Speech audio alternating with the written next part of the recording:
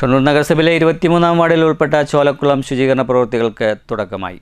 ശനിയാഴ്ച രാവിലെ ശുചീകരണ പ്രവൃത്തികളുടെ ഔപചാരികമായ ഉദ്ഘാടനം വാർഡ് കൗൺസിലർ PR ഷീജ നിർവഹിച്ചു. നമ്മുടെ പ്രദേശത്തെ ചോലക്കുളം വൃത്തിയാക്കുന്നതിൻ്റെ ഭാഗമായിട്ടാണ് എല്ലാവരും കൂടിയിട്ടുള്ളത്.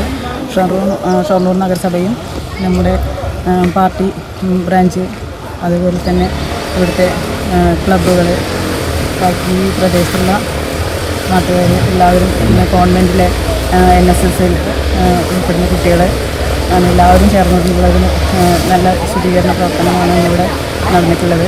അതിനുവേണ്ടി സഹകരിച്ച എല്ലാവർക്കും നന്ദി അറിയിക്കുന്നു.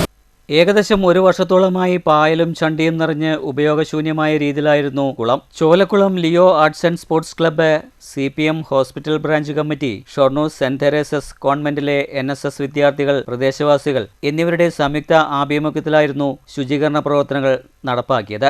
നീന്തൽ പരിശീലകനും മുങ്ങൽ വിദഗ്ധനുമായ നിഷാദ് വരവൂർ, ക്ലബ് അംഗങ്ങൾ, ബ്രാഞ്ച് കമ്മിറ്റി അംഗങ്ങൾ, പ്രദേശവാസികൾ തുടങ്ങിയവർ ശുചീകരണത്തിന് നേതൃത്വം നൽകി. News centre, Shoranur.